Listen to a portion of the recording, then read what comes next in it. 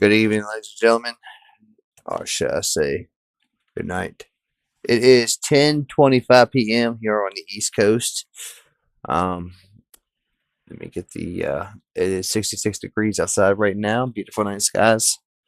We have some breaking news coming out of Iran, and we have some breaking news coming out of Russia. Massive strikes going on in Russia. Massive strikes going on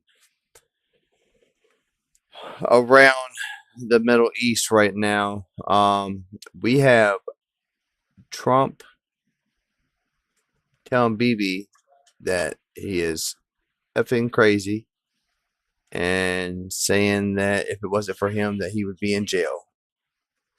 Um, and I'm just quoting what he said. So um, we have some crazy news coming out of DC and crazy news coming out of Iran and massive news coming out of Ukraine. You don't want to miss today's show. You want to stick around and definitely see what is happening right now. We are going to be bringing that up on the screen momentarily so y'all can view.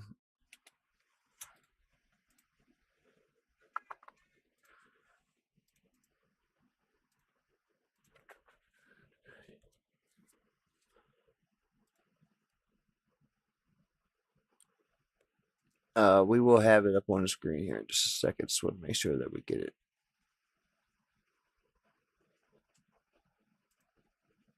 Very big news, and Russia has got a walloping to remember today. We've seen Ukraine launch a massive attack on St. Petersburg, Russia, right outside of Moscow, and also on Crimea as well, hitting several different targets. We've also seen that Russia lost a major warship today, literally destroyed and exploded right in their own port. And also, Iranian forces have allegedly targeted a U.S. warship just hours ago near the Hormuz Strait, and we have very big news, and it's good to see you all once again. And of course, we're going to be covering the past 24 hours of the news from around the world, as we have been able to hear of significant developments within Eastern Europe, the United States of America, and the Americas at large, and also the Middle East as well over the course of the past 24 hours. According to information that has been received by video and picture evidence from the area of St. Petersburg, Ukrainian armed forces have been able to conduct a wide-sweeping range of attacks on St. Petersburg city, causing irreparable damage to the Russian oil loading port, the smaller scale one that is found within the port of St. Petersburg, and have also conducted a major attack, a first in the war, on the Kronsdat naval wharf on Kotlin Island, destroying the Steregushchiy-class corvette, the Boyki. I'm not kidding, that's literally the name. We've also been able to hear that inside of the area of Crimea, the Ukrainian armed forces have also been able to strike and heavily damage air bases around the area of Sevastopol, including Belbek and Kacha airfield around the area of the city. Additional explosions have also been reported within the city area, possibly indicating that further military targets have been hit by armed forces of Ukrainian attacks. Additionally, we've also seen that the famous Tula Arms Factory has caught on fire today and appears to be suffering significant explosions within the area of the arms facility, which is generally charged with the responsibility of producing a wide variety of small arms for the modern-day Russian armed forces. We've also seen that fuel shortages are now gripping the country to a level that cannot be described, as fuel rationing has now hit St. Petersburg and Moscow simultaneously today. A massive slam to the reputation of Russia's invincibility that their propaganda continues to portray, and the fact that the Russians have tried to lay out to the public around the world that there is actually no fuel shortages and it is largely propaganda. Major gas distributors and gas stations in St. Petersburg and Moscow have announced fuel rationing limits of 20 liters per customer per purchase per day, meaning that at this moment, Moscow and St. Petersburg have now entered the fuel restrictions that were seen in the Crimean Peninsula just weeks before they announced that all fuel sales would be suspended, except for authorities and military personnel only. We've also been able to hear other major news from the area as well, as Lithuania is currently looking at seeing that a possible nuclear umbrella, possibly American or French, can be extended over their country to be able to provide them with some form of assurances and greater security guarantees against a possible Russian attack in the inevitable future. And we've also seen the Russian Federation, at least in their current designs and plans, believes that they can continue the war until 2036 or even 2050, which appears to be absolutely outrageous, but that's what they're working off of right now in the Russian Economic Forum that is currently being held inside of Moscow. Additionally, Ukrainian armed forces have also caused significant losses onto the Russian Federation's armed forces over the course of the day and have been able to ensure that the Russian Federation is continuing to lose ground or stay at a dead stalemate on most areas of the front over the course of the past 2 days. We've also been able to hear that the United States of America has conducted a strike on another narco boat somewhere within the Caribbean today, according to U.S. Southcom, which published a video and information about the strike earlier on in the day. Meanwhile, in the Middle East, we have been able to hear that the House of Representatives appears to have made at least some form of a slightly definitive action, as the war powers limitations have now been passed inside of the House, with several members of the Republicans voting to try and create the limitations on the president's actions against Iran. At the moment, that act is currently being moved to the Senate for further votes, and then we'll see that might make it to the table of the president, where it'll end up most likely being vetoed. We've also been able to hear additionally within the Middle East itself that the United States of America has largely downplayed the situation today and has also been found in significant scandal after CENTCOM statements over the past 24 hours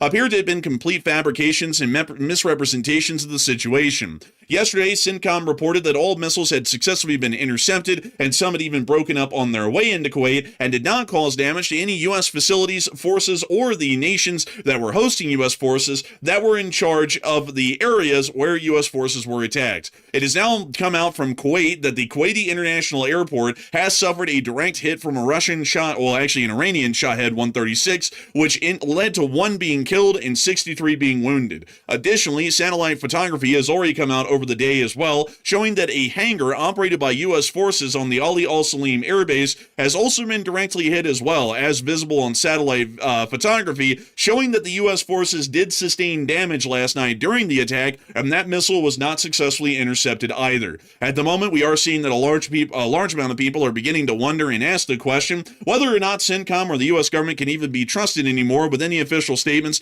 that are being issued in light of the evidence that's now emerging that is showing that all of yesterday's statements were flatly false. Additionally, we've also been able to hear that the United States, at least the U.S. president, at least speaking in some officials today, has stated that he will not be restarting the war unless U.S. service members are directly killed by Iran at some point in the future. And we've also been able to hear that now the president of the United States would like to meet the Iranian government and Mujtaba Khamenei, as he's getting along with them incredibly well, and he thinks that they're very nice people. We've also been able to hear that the IRGC has claimed that they've attempted to attack a U.S. warship within the Gulf of Oman, and we've also been able to see some additional reports out of Iran about their current situation, with their continuing threats that if Israel strikes any of the suburbs or the city of Beirut, that will break the ceasefire and restart the war at large. We've also been able to hear that the Israelis are saying that they believe that the Strait of Hormuz can be opened through military action, and they've also issued evacuations throughout Lebanon today as they are preparing to conduct airstrikes throughout the larger area. But we have a humongous amount of news to cover. Man, it sounds like the situation in the Middle East is right on the cusp of a deal again. It sounds like it's very stable at this point, as stable as a teenager having a crisis during high school or something. I tell you what, it's not stable sounding right now. It sounds like it's pretty much on the verge of war again, oddly enough. Yeah, it sounds like it's on the verge of war, but, it's still a ceasefire. I mean, as we all know, everybody, the definition of a ceasefire isn't actually stopping the shooting. It's just decreasing the volume of the shooting. Never heard of that one before, but apparently, folks, the great leader told us that today we're going to have to change the definitions in the encyclopedias and whatnot as to what ceasefire actually is as a definition. But nevertheless, we are going to be getting into all of the news over the course of this day, starting with our largest stories first and then moving our way on down into the smaller stories throughout the night. And with that, it is time for us to move directly into the Russian Federation and the major news that has emerged from the area over the day. Many of y'all will know that a short war video came out just several hours ago at this point, speaking of the attacks that the armed forces of Ukraine has conducted against the Russian Federation, primarily around the area of St. Petersburg. These attacks have now expanded to include Crimea as well, and also the city of Melitopol within occupied Ukrainian territory on the land bridge, and these attacks appear to be some of the most damaging and embarrassing so far, at least for a major Russian capital city like St. Petersburg. To give you all a little bit of background here about St. Petersburg and the prominence that it holds inside the Russian Federation, St. Petersburg is the only city outside of Moscow that the Russian Federation's government actually spends most of the tax dollars on to be able to keep it up to some decent standard and to make it seem like the Moscow of the North. St. Petersburg also historically is a capital of the Russian Empire and the Russian Federation, and generally the capital was only moved back to Moscow after the Russian Revolution and the end of the Russian Civil War, where Lenin had the capital removed from St. Petersburg back to Moscow, meaning that St. Petersburg holds a great deal of significance as the former capital of the Russian state through history, and also is an incredibly important city for the Russian Federation in the modern day, as it is the second largest and is also the home to the headquarters of the Leningrad Military District, which is charged with the responsibility of preparing for and executing upon a hypothetical war with NATO that may unfold within the future, with the entirety of the Leningrad Military Oblast's borders reaching NATO states, including Norway, Finland, Estonia, Latvia, Lithuania, and Poland. We do understand that Ukrainian drones started to arrive within the area, at least at some point earlier on in the day today. It was about 9 hours ago at this point, and we were able to see the drones flying on in. Allow me to show you all one of them that was making their way into the city. There it is. Oh, dang. Охуеть, сука, блядь. Bro, this guy's tweaking. Не сходить, просто дроны над головой. Охуеть. Man, this guy right here is outrageous. He's complaining about that shot-head drone like it's like a flock of birds just flying over his head. Like, these damn birds are crapping on my head. It's like, bro, those are literally like freaking military attack drones. He's like, it can't even pop in the shop. There's drones flying over. Man, honestly, man, he's like, damn it, I can't go to the sandwich shop because of these damn drones. Man, it's like, you can still go, you know? It's like, they're not going to hit you. Like, it's like, you're fine, man. Like, you're totally fine, all things considered. And also, we got to see what the drones did after they flew over his head and went a couple of miles further on in the city. They did that. Oh, damn. To pause the video right here to give a little bit of context as to what we're watching in all of these clips, this is actually the very small and largely unmentioned, we haven't even mentioned it as well because it's just not significant enough, oil loading port within St. Petersburg City.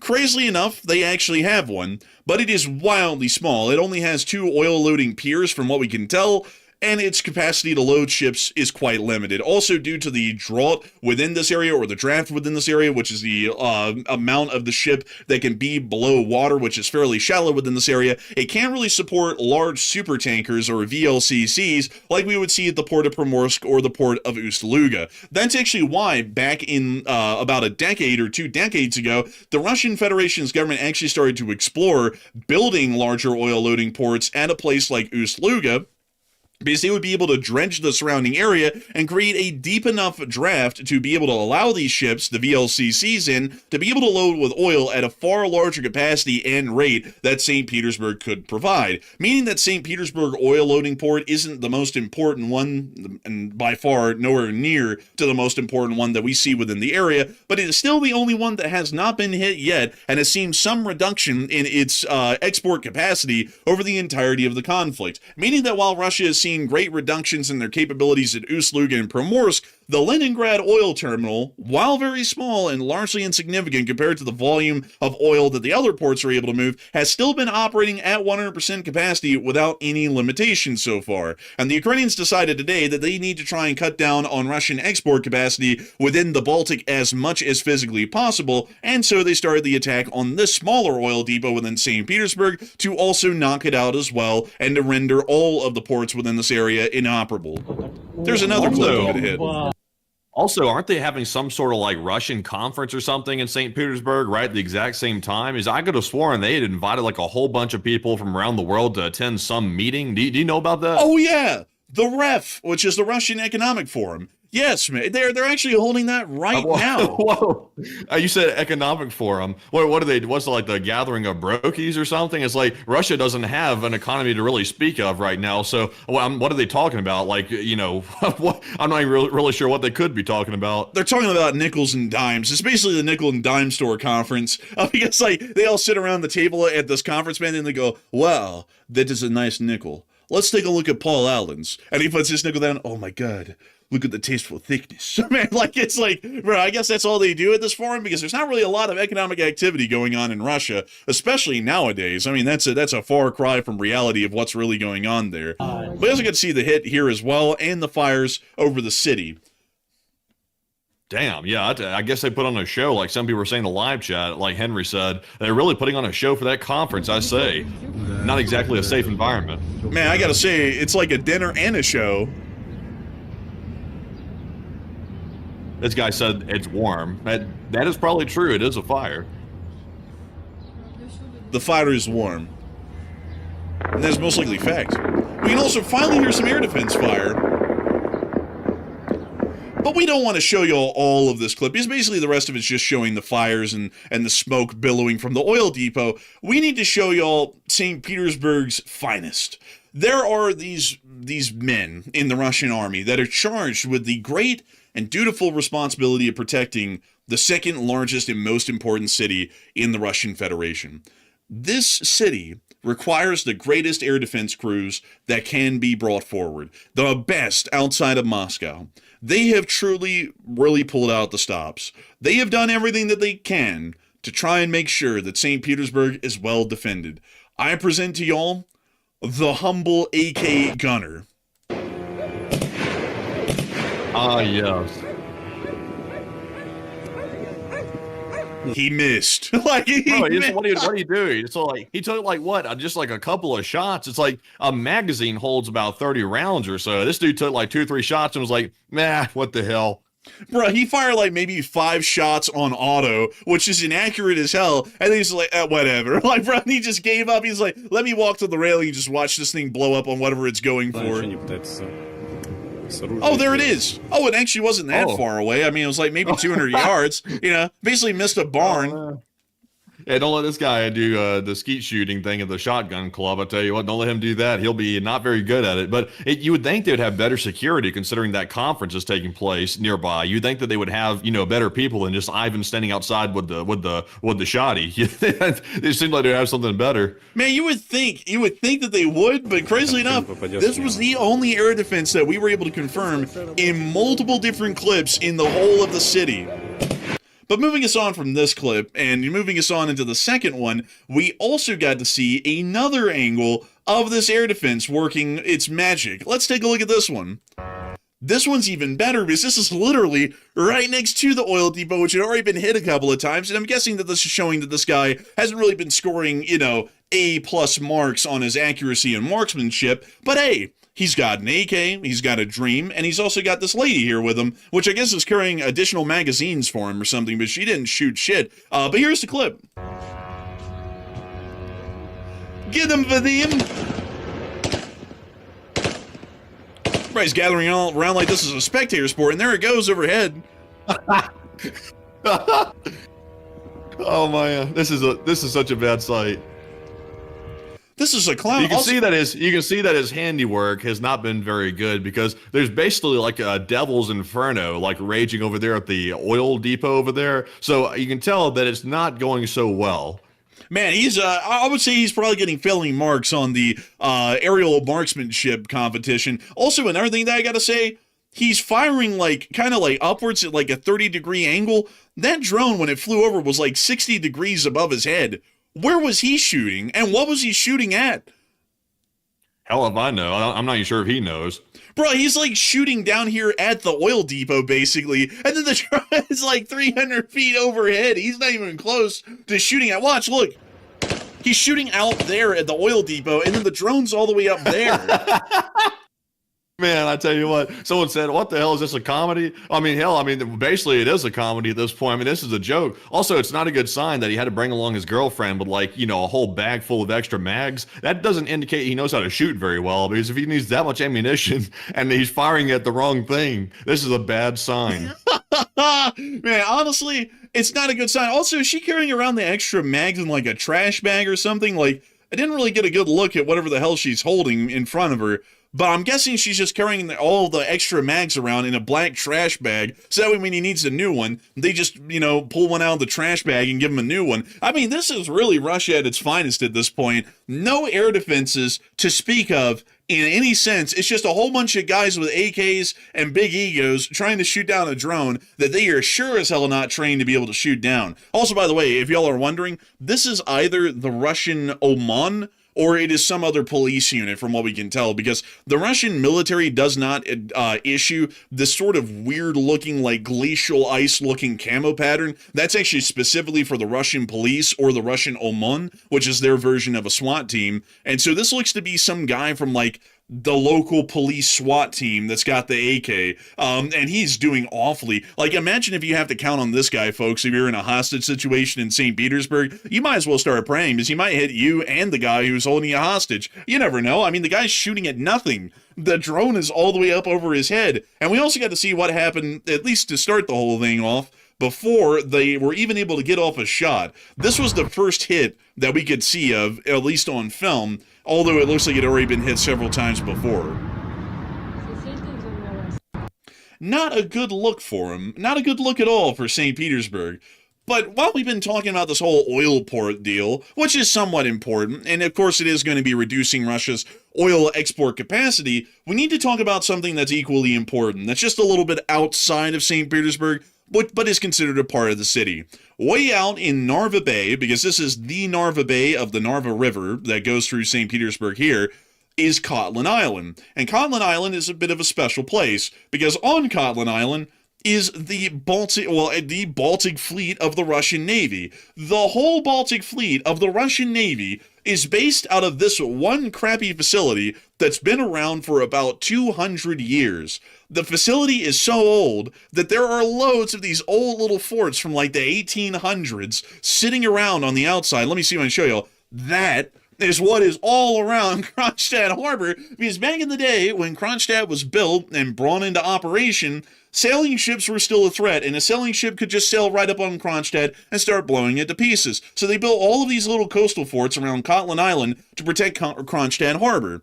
In the modern day, all of these facilities are of course obsolete and they're no longer manned or operated, but the port is still home to the Baltic Fleet, which you can see right here. Not only that, this is the only area in the whole of the Baltic that Russia has dry docks built into the naval facility that can actually refit, repair, or at least see some maintenance conducted on regular Russian naval vessels that are conducting operations as a part of the Baltic Sea Fleet. This one dry dock here is going to become very important today, because inside of this dry dock was none other than the Boyki, a Steregushchiy-class corvette, which was currently holed up for some form of maintenance or some form of an inspection or refit, and the Ukrainians blew the thing to pieces. I'm going to have to show y'all this one right here, because it is a treat. So here is the clip. Just to show y'all here really quickly. Oh, man. That's not good. That's a whole Russian ship sitting right there with no defense. It's not good, you see, because the thing about this that's most interesting is that the Steregushchiy-class corvettes are somewhat new. They have been under construction from 2001 to the present day, meaning that this is really Russia's most advanced warship at sea. And here's a picture of the Steregushchiy right here. This is the vessel that we're going to be talking about here over the next couple of minutes. So it was in the dry dock, this one in particular. It is apparently put in the dry dock along with another smaller vessel that was in front of it, closer to the opening of the dry dock. And it was undergoing its maintenance. In the middle of the attack, while the Ukrainians were attacking the oil port in the city, a couple of other Ukrainian drones came out here and decided to pay the Steregushchiy a visit. And they blew away the superstructure, which we're about to show you on satellite proof here in a minute. There's the first fire that was caused. Oh, my God. It's bad. Dang, man. They took out the whole middle part of the ship with that first one. And they're going to hit it again, I think. Man, it's even funnier a second time. But here, let me show y'all this clip here real quick. We're going to show y'all the full-scale one. So here it is flying into Kronstadt. You can actually see that shitty little fort that I just showed y'all right out there. There's the bridge, which also passes over Kotlin Island. There's the barrier defenses to the harbor. And then there's the dry dock where the Steregushchiy's at. So the drone's just coming on in. There's the vessel. Why does it look fake? Like it looks like it's something made out of like clay or something. It's made out of paper. I mean, these things are made in post-Soviet Russia. They are made in the cheapest bids possible. So the quality here is very bad. They're generally, even modern Russian ships either don't possess the firepower that their Soviet counterparts did, or they're about as competent as their Soviet counterparts after being mothballed for a couple of decades and then brought back into service. We've seen so many of these things get blown up in the Black Sea. It's unbelievable. But they're starting to get them now in the Baltic Sea as well. And here goes the first hit, once again to show you all this. This is the long form of the footage. And then we can see that the superstructure is now on fire and burning profusely. As the next drone comes in, this is the second drone, and it also lines up its own hit, once again on the superstructure of the ship. Then the Ukrainians cut to showing the oil loading port getting hit. But now we have to show you all the important thing, the satellite photography that came out afterwards. This is the Boyki right now. Oh my goodness. Is that the firefighters like spraying water on it from the side? Yeah, those are jets of water from the firefighting teams around the ship. So they're still trying to fight the blaze that's, from what we've known, gutted the entire superstructure of the ship. And it also looks like there might possibly be some sort of structural warping of the metal due to the heat. So it looks like some parts of the superstructure have actually warped inwards or have started to buckle from the heat of the fire that was burning after the strike.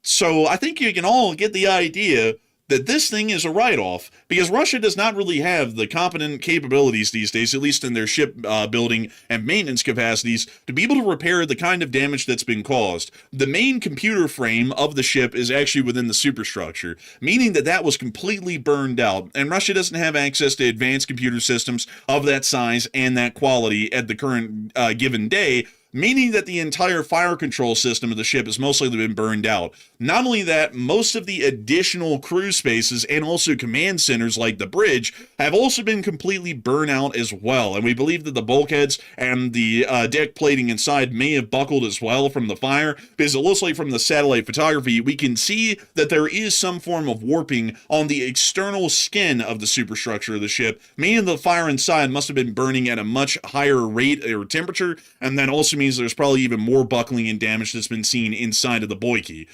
So generally, from what we're understanding, this ship largely looks to be a write-off at the moment and is basically a complete loss for the Russian Navy.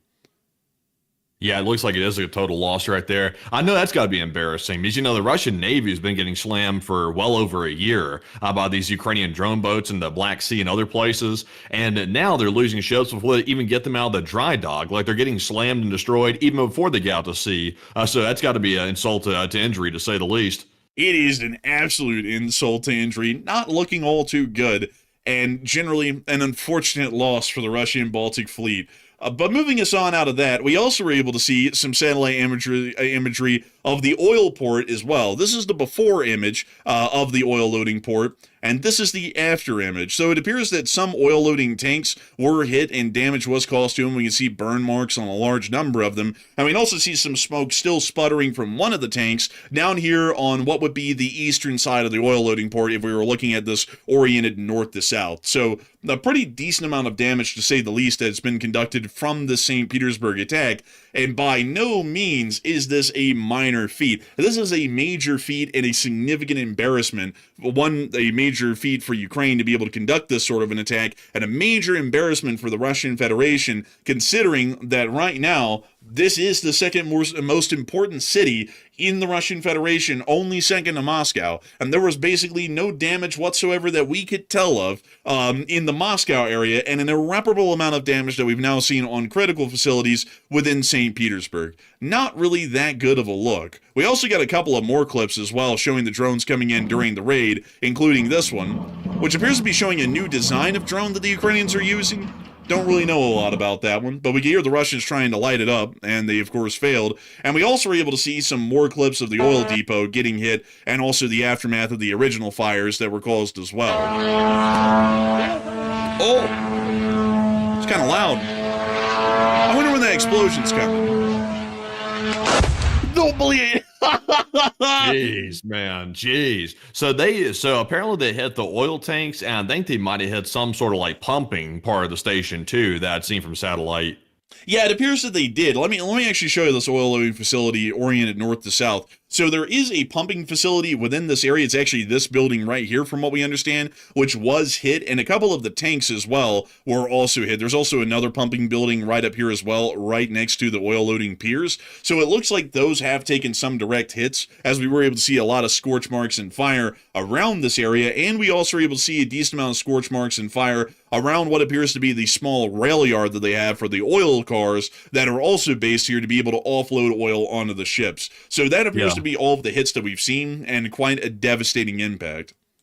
Yeah, and also, this is an export terminal, if I'm not mistaken. Like, this is made to export oil from the Russian Federation. So I guess you could call this counter sanctions, because you know how the U.S. keeps giving these waivers for the Russians to sell oil internationally. And Ukraine directly mentioned that yesterday. They said there's really no reason for the U.S. to be lifting those sanctions, but they're doing it anyway. So I guess this is Zelensky's way of basically reversing that through kinetic sanctions, as he calls it. So, you know, a decent move. Man, the U.S. be like, we're lifting the sanctions. Zelensky be like, I veto that.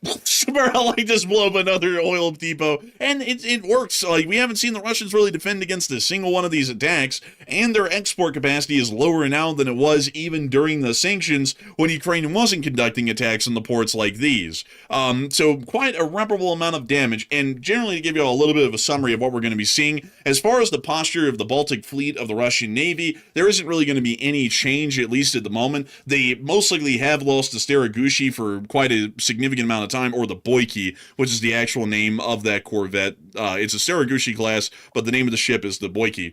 But they have lost the Boyki without a doubt. It will most likely be out of service for months, or it might be written off entirely, because we have seen that in prior incidents similar to these, Russian ships end up getting written off pretty quickly these days whenever they take any considerable amount of damage, and that means that we might see that the Boyki is no longer on the registry of active Russian ships in the Baltic Fleet. As far as the oil loading port in St. Petersburg, this is really knocking out some of the last oil export capacity that Russia had within the Baltic, which was already minimal at this point right now, and while Primorsk and Ust-Luga are still shipping out oil at a trickle from what we know, St. Petersburg is now also knocked out of operation as well, which is going to be helping the Ukrainians to ensure that the Russians' oil loading routes and export agreements that they have from their ports in the Baltic will be significantly reduced to quite literally a trickle across the board at all oil loading ports within this area. Right now, a lot of people are starting to hear that even in the midst of these sorts of embarrassing and significant attacks that have been conducted against Russia today, the Russians seem to have some very cheery outlooks and ideas for how the future is going to unfold for them.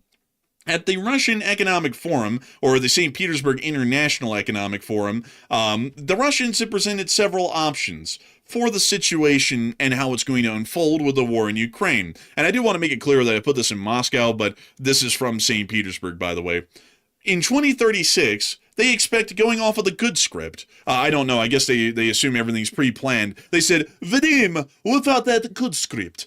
So I guess when the Ukrainians blow up St. Petersburg, they're going off the script. I'm not really sure. But by 2036, they're expecting, in a good scenario, that there will be a clear image of victory in the ideological war based on forecasting and design, whatever the hell that means, an annexation of Kyiv, Odessa, Kharkiv, etc., victory in the ideological struggle, and a final consolidation of a sovereign world view, the establishment of bipolarity while maintaining opposition in which Russia plays the main role, the collapse of the European Union, the crisis of American centrism, the creation of a fully controlled buffer state on the territory of Ukraine, or the annexation of Ukraine to Russia, or the creation of a new East Slavic state. And then Man, what the hell are they on? Like, also, by the way, they're saying 2036. That's 10 years away. It's like, you know, what are the odds of Russia surviving this slog of a war for 10 more years? It's like, also, by the way, it's like Putin's not exactly what you'd call a young man. I know he's searching for immortality, but, you know, age catches up to everybody. So it's like, I'm not sure if Putin will even be in functioning order at that point to carry the war on. So that's crazy. Also, the collapse of the EU. I don't know who the hell is writing this stuff up, but they're crazy. Also, the crisis of American centrism. It's like, hell, you don't have to wait for 2036. That's kind of happening in real time right now. This is a 2026 thing. It's like, I don't know where they're at. But then by 2050, they then expect, going off the good script, mind you all, that leadership in ensuring global security and justice will become Russia's, complete multipolarity, strengthening of Russia's subjectivity, I gotta say, folks, their textbook corporate definitions in Russia kind of elude me to some sense what these short little slogans are supposed to actually mean, because there's a lot of different interpretations that we can have to them. A formation of their own macro region in Eurasia, the trinity of the Russian people, the ever the hell that means, and the death of the imperialist plans of Western countries. So they whipped in a Juche one for Kim Jong-un, the fatty, in 2050, apparently, because I've never heard of the Russians calling the Americans the wicked, wayward ways and imperialists of the West for a good minute since the collapse of the Soviet Union. Going off of the bad script, this is the one where they lose, as they're given, by the movie director. Defeat in Northeastern Front and confrontation with the West. Ukraine will be put in NATO. A sharp increase in the threat to state security and territorial integrity. The tendency towards the complete loss of all post-Soviet states. Their wait-and-see observer position on Russia. The emergence of new conflicts in South Ossetia and Transnistria, which are illegally occupied territories in Moldova and Georgia by Russia. And the preservation of regional sovereignty in a truncated form. And then by 2050, they expect that, going off the bad script, there's going to be a colonization of Russia. And that's already happening by China. I mean, oh man, I love this scenario. This is a fantastic one. I love the bad script. Redistribution of spheres of world influence, like they have anything to redistribute. They're a regional power. Establishment of a unipolar post-globalist world. Russia lost the war, complete destruction of sovereignty, reconfiguration of military alliances, creation of a military bloc based on the EU. I think, folks, I don't think they realize this, but they're already in the bad script, and the bad script is about to enter the 2036 phase in like 2027 or 2028. Like, they don't have a lot of time. There's no way in hell they can even survive to 2036, much less 2050 in the current conditions. But that's actually what we're asking all of y'all about right now. And Matthew, what are people thinking about that, and what are you thinking about that as well? Okay, so despite the current forecasts in the West saying that if Russia keeps up their current frontline pace inside of Ukraine, it'll take them probably hundreds of years to reach Kyiv. That's how bad it's going. So that's the Western forecast. The Russians, even in their bad case forecast, isn't even predicting that, which is kind of a little bit interesting. But Russia's now presenting these plans to continue the Ukraine war until at least 2036, even though they're struggling to survive right now in 2026. So what are your thoughts? 51% said Russia cannot survive that long, while 25% said Putin will likely be ousted before then, and 21% said Russia will drag it out until 2036, and they will somehow make that happen. So I don't understand how Russia's planning to do that, because here's a problem. Right now, Russia is literally going broke as we speak. That's why Putin is demanding that the oligarchs inside of Russia make personal contributions to the treasury of the Russian Federation so he can try to keep them from going bankrupt as a country. So that's already problem number one. Also, problem number two, all these companies inside of Russia are also slowly going bankrupt, and they're being held up by the state right now. The major oil companies, also the auto manufacturers, they're laying off people left and right, which indicates they're not doing very well financially. So I don't really understand where Putin's getting at this point. Also, it's like, I don't know, how old is Putin again? Right off the top of your head, do you remember how old he actually is? He's like in his early 70s, I think. Yeah, so in 10 more years, he'll be 80-something years old. I mean, he might not even be alive by then. Like, yeah, I mean, old age might have caught up to him, and he might not even be alive. So I think that Russia will definitely probably not survive that long. 10 more years for the Russian Federation in this shape, and that country is going to be looking at a USSR-style collapse, if not worse than that. So I'm with the 51%. But Enforcer, what say you? I'm well within the 51%. Russia just cannot survive this long. They are in a war to the death that they've already largely lost in 4 years. They have almost no material equipment left. They're taking more losses than they can replace through conscription inside of Ukraine. They are doing poorly in every measure. Economically, they're at their rope's limits right now.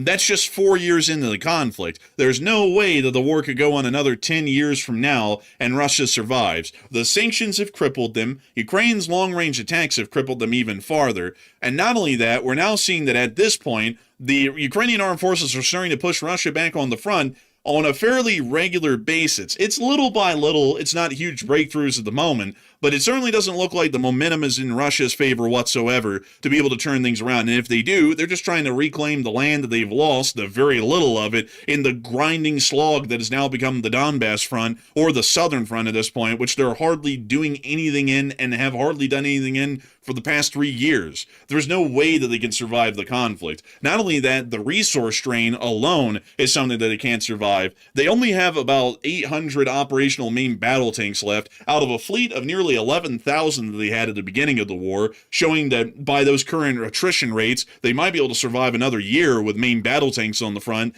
and that's hardly at that. And then in every other category, we've also seen similar attrition to where they would never be able to stretch out their losses to even survive 10 years. In about a year or two from now, Russia is going to be quite literally an entirely motorized force with no mechanized or armored units to speak of on the front. And with a force like that, there is literally no way to create a successful offensive on the front lines because there is quite literally no direct fire support or indirect fire support to speak of to be able to try and keep the Russian army pushing forward. Infantry cannot make it on their own. And so I would say that they're largely screwed, and Russia just cannot survive that long, and that's just a simple fact of life at this point. But moving us on out of that bit of news, we've also been able to hear that within the area of Moscow, some shocking news has come out today. And before I get to that shocking news, I have to get to the news up in St. Petersburg here really quickly, and I gotta find that piece of news. It's an important piece of news, a very critical piece of news. And I don't believe it. It's not on the map. It's not on the map. I'll tell you what it is, though. St. Petersburg has announced that they are now beginning fuel rationing as of today. From this point onwards, customers in St. Petersburg for gasoline will only be able to buy 20 liters per purchase per day. That's 4 gallons a day, every day, in perpetuity. And there's no actual plan at this point that we've heard of in St. Petersburg, or even an attempted illusion of a plan that makes that sound like that's going to be temporary. And not only that, it's now reached Moscow. We have heard today the big news that in the Moscow region, the largest gas stations have introduced limits on the sale of gasoline. And in particular, the ORTK network is releasing up to 60 liters of gasoline and 100 liters of diesel per person. This is a lot larger of a ration than given to other areas, but this is the first fuel rations that we have heard of in the Moscow region. This is the first, and we've been waiting for this for a bit. There are fuel shortages everywhere in Russia right now, except for St. Petersburg and Moscow, and that just happened today. We were able to there was the one in Tver. There was a shortage there about a week and a half ago, but this is the first instance of rationing that we've heard about in Moscow. Like, this is the official rationing scheme they're coming up with. So that is a change right there. You know what this indicates, though, is we can explain Crimea's gas shortages because that's a logistical issue. They can't get the fuel from mainland Russia down to Crimea because they can't use the supply lines that go through occupied Ukrainian territory to transport that fuel down to Crimea. But around Moscow and around St. Petersburg, they can't use that as an excuse because there's no issue trying to get the stuff through Ukrainian territory. It's simply a matter of, I guess, that production's been hit so bad because Russia has shut down so many refineries due to these Ukrainian attacks near the region that's why they're short on fuel. So that's an entirely different reason around Moscow. Well, that is true. Also, though, I do have to say, like, the Tver city area is not in the Moscow region. It's in the Tver Oblast, which was close, but it wasn't Moscow. This is the first time that anything like this has happened in the Moscow region. So the fuel shortages have gotten very close to Moscow in, like, the weeks leading up to this, but they never got into Moscow. They were in different regions or surrounding oblasts. So it does appear that at the moment, this is the first time that we've ever heard of such a thing. And I do see a lot of people saying, well, this doesn't seem that bad. I mean, 60 liters of gasoline, if you divide that by 4, that's like 20 gallons. And that's a pretty decent amount of gasoline to get by with. And that's true.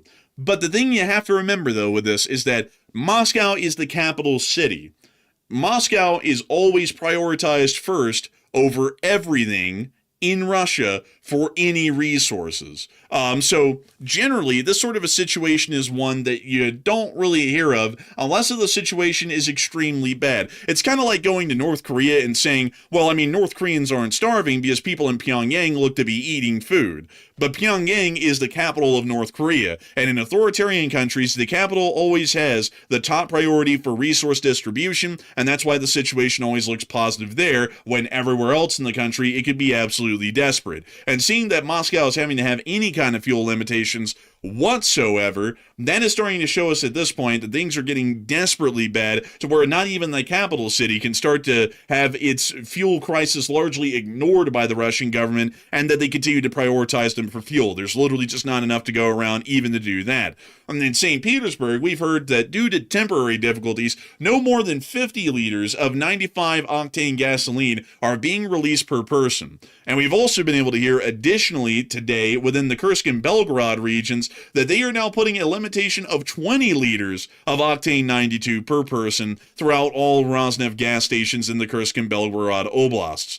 So this situation has gotten very bad in one day, just from the reports that have come out. Moscow and St. Petersburg are already starting to see rationing, and this is going to become more restrictive as time passes. That's how we've seen it work in every other oblast. It is guaranteed going to be working the same way in St. Petersburg and Moscow. And we're even seeing that some of those more periphery oblasts that have already been dealing with fuel shortages for some time are also having their restrictions further increased. Instead of 50 liters, it's now 20. Next week, it might be none. That's how it worked in Crimea. That's how it's already been working in most of the periphery oblasts outside of Moscow and St. Petersburg. And now we're seeing that Moscow and St. Petersburg are beginning to slide into complete fuel unavailability and an absolute physical shortage of fuel throughout the entirety of the country. There isn't really a lot that the Russian Federation can even do to try and fix this situation or turn it around to make it a little bit more of a positive one. The simple fact of the matter is that Russia consumes more fuel than it is able to refine right now inside of its national borders. They also can't really find anyone that can produce enough gasoline and import it into Russia at a reasonable price that they can afford to be able to try and deal with this fuel shortage either, meaning that the situation has to be entirely fixed on the home front, which is impossible. Russian air defenses have proven to be wildly incompetent and too far stretched to be able to defend most of the refineries within the Russian Federation, most all of them being in the western region of Russia and within Ukraine's reach for drone and missile attacks, and this has led to about 25 to 27% of all of Russia's refineries being offline at any given point in time because of the Ukrainian attacks. This has created a what we would describe as a deficit in usable fuel products on the daily, which Russia has been suffering from for over a year at this point, and it finally appears that Russia is running on fumes and having to basically send the very little fuel that they have left out of the refinery and straight to the gas station, and they don't even have any storage for it because they're running out. They just don't have enough to keep things going. And a lot of people are wondering what's going to be happening as a result of these rationings that are now starting to hit Moscow and St. Petersburg and are clearly going to start getting worse over the next few weeks and months. And so, Matthew, what are people thinking about this, and what are you thinking about it as well? Okay, so now that the gasoline shortages are severely impacting Moscow and St. Petersburg, and we are seeing that there is official Russian government rationing now taking place in those regions, what is going to happen next? Because we've seen it in Crimea, but now it's starting to get really severe around Moscow, which is where the elites generally live. So 50% said the Moscow citizens will end up rising up over the situation. This could be the feather that breaks the camel's back, as they say. 25% said nothing will happen, it's totally fine, and 7% said it'll be fixed very quick. So I don't think the situation is going to be fixed very fast because we've seen that a lot of central Moscow refineries have been shut down and there's no timeline to reopen them. So that's a big problem right there. And it's spreading as far as St. Petersburg. So in the midst of everybody else in Crimea suffering, they're now suffering in Moscow. So it's really compiling into a much larger snowball at this point, these shortages are. So I think it's going to make it a lot harder for Russia to fix it very quickly because of how large the problem is becoming. So I think personally that between the restrictions on the internet that Putin's trying to impose inside of Moscow, also the repeated drone attacks that Ukraine's now extending into the capital city, and now the gasoline rationing, that's a lot of stuff stacking up on the Russian elite. And the elite inside of Russia are a lot less resilient than the rural Russian citizens that generally are used to suffering, unfortunately. Most rural Russians, they just simply know that the environment's not very good inside of Russia. Rural environments aren't good, and they're going to be living in poverty. That's not the same thing in Moscow. The Moscow citizens, they expect generally a European-style lifestyle to a large degree, and now they're really not getting that anymore. They're basically living in a war zone. So this could be the thing that makes Moscow finally do something, possibly. But I'm not getting my hopes too up. But Enforcer, what say you? I would say that would be with a 50%, but whether that turns into anything or not is up to question. The Russians could just put them down and execute thousands of them in the streets by firing squad or just mow them down with a machine gun, and that whole thing could come to an end pretty quick. but it certainly does have the atmosphere for possible civil uprisings or civil revolts within Moscow and St. Petersburg, which would be a death sentence for the Russian government. Moscow is the capital city of the country and is generally, at least by authoritarian government structures, it's supposed to be where the loyalists to the government live. If we look at a similar structure in Pyongyang in North Korea, Pyongyang is the only city in North Korea that gets food.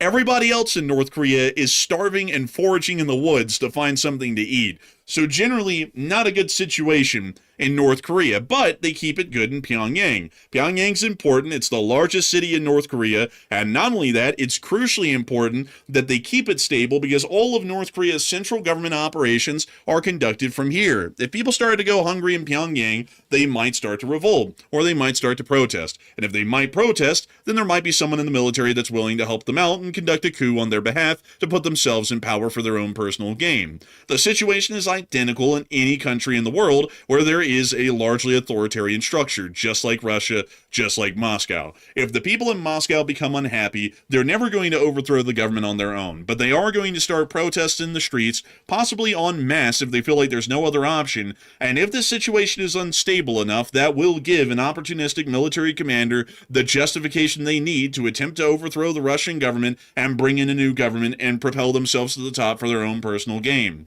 So there is always a likelihood that that could happen, and this could be planting the seeds for that eventuality to occur. It's not going to happen right now with the current rationing regime. The rationing regime right now is generally just there to stop overconsumption of gas, but in the future, once it gets down to 20 liters or it's completely stops altogether and the only fuel is available to the authorities and the military, that is when you might start to see that the Muscovites begin to protest or go out in the streets. And we'll have to see what happens then, but that could lead to a very sketchy situation for the Russian Federation's government. Yeah. Also, by the way, I see people in the chat saying there will probably be food shortages inside of Russia next. That may be possible. Like we could see that, but something else is happening inside of Russia right now. Also, by the way, if you could go to the likes tab on our Twitter page and grab the post real quick, we have seen some Russian voices out there inside of Russia saying that generally the medical situation inside of Russia is already spiraling out of control. And this is something new. I haven't heard this until today. So apparently basic drugs and medications from hospitals and also doctors' offices apparently are no longer available for the most part inside of Russia. They're saying that vaccines, also, normal prescription drugs, you can't really find them anywhere. And also, apparently the doctors inside of Russia are scared to even talk about the shortage over the phone because they're fearing there could be some sort of reprisals for telling the truth about how bad the medical situation's getting. So there appears to be already a medical shortage inside the country, which is a bad sign of things to come, I'd imagine. Apparently they can't get vaccines for basic stuff like chickenpox or encephalitis and stuff like that. Apparently they can't get any of it from the looks of it. Man, honestly, that is pretty rough. Like, that's actually kind of crazy to think. And I don't really think sanctions, I don't think there is any sanctions against the medicines being transported into Russia because that's considered humanitarian.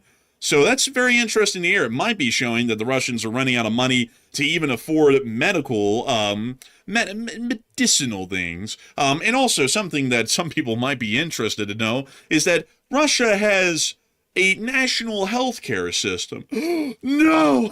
Man, some people are about to flip out about that. Not my religious, traditional Russians. Yes, they do have a socialist healthcare system, if you want to call it that. And so the government is the one that subsidizes the entire medical system. So they're the ones who pay for the medicines, they pay the doctors' salaries, they pay for the x-rays, they pay for the hospitals, they pay for everything. It's a nationalized healthcare system, and I think they have some limited private hospitals and private insurances that you can get in Russia. The most of all of it is conducted by the state because in Russia they say that health is a human right and therefore the state runs the medical institutions. So if they don't have common medicines, that isn't really showing that sanctions are stopping them from getting them. It might be that Russia has quietly decided in the background to just not pay for that stuff because it's too expensive and they can hardly afford anything anymore and just see that tons of people go without their medicines that were supposed to be provided to them for free by the government. Which is a pretty bad thing when you think about that. They're getting broke poor if they can't even afford for random medicines. Oh, yeah. Yeah, that's for sure. Also, that seems to line up with the other reports that we had heard that earlier this year, like at the beginning of 2026, Russia had generally switched to cutting off a whole bunch of discretionary spending on things like the healthcare industry, also on, social services for the Russians. They had cut down a lot of that stuff to bare bones, if not cutting it completely, because they're diverting all the budget of the Russian Federation to the military. So it appears to be that could be a first sign of it. I'm not entirely sure if the medical shortage is because of that completely, because I'm not sure just because the Russian government's not buying it. It's like, wouldn't normal Russians be buying it? Because you got to have medicine. So they can't even buy it. Like they can't find it anywhere to even purchase the medication. That's the big problem right now. Yeah, it's a pretty bad one. I mean, altogether, the situation is getting woefully desperate in Russia in every way. Gas, medicines, anything, and most essentials are becoming hard to get. And of course, there's no way to survive until 2036. 10 years from now, if you can't get medicines today, or you can't get gas today, you're generally having a hard time stretching that for 10 years down the road. But moving us on out of Moscow, we've also been able to hear of something else very fascinating that happened in Tula today. Down in the town of Tula, or the city of Tula, there's this little island right here. This is the Tula Arms Factory, a famous arms factory. The Tula Arms Factory has been responsible for producing some of Russia's finest weapons, for whatever that means. They have produced Nagant revolvers, Mosin Nagants, really most everything that you would think of that's kind of dog shit surplus that you can buy in the United States for like $300, they make it. And so Tula is a very important place for the Russians in the modern day. They produce gunpowder propellants, they produce some limited firearms, I believe mostly pistols these days. It's not a huge operation. Most of the major stuff's done out in Izhevsk by the Kalashnikov group. But this factory is still important to some extent for the Russian Federation's arms manufacturing. And the thing went up like a Roman candle today and was blazing an inferno in one of the buildings. We have no clue why this happened, but it is clearly some sort of an ammunition propellant fire because the smoke is pure white, which only comes from an ammunition fire. Here's the clip.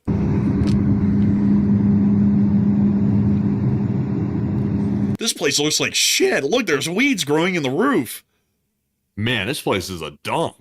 Bro, oh my God.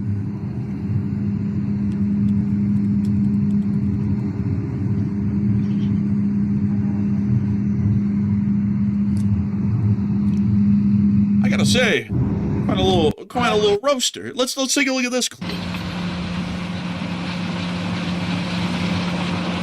Probably.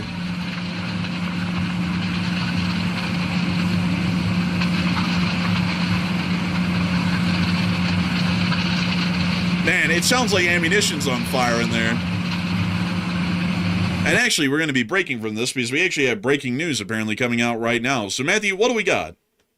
Okay, so we have some breaking news right now coming out of Israel. There's currently sirens going off in northern Israel, by the way. And the reason why this is breaking news is because, generally speaking, the U.S. had said they had told Hezbollah to stop firing at Israel. And for a minute, it seemed like they had stopped firing. But now we're seeing near Mateh Asher inside of northern Israel. Apparently, there's now an air raid alert going off, and there could be more of them about to go off as well. So Israel generally has been trying to hold back because there was a very heated phone call between Netanyahu and the U.S. president the other day, where apparently they got into possibly maybe a cussing battle or something from the looks of it, or maybe some strong words were exchanged at the minimum. And the big issue is whether or not Israel's going to start striking the suburbs of Beirut over Hezbollah's attacks. So this could be destabilizing the situation even more, but we'll have to see if this turns into something larger. But right now, sirens are going off that we can confirm in Israel.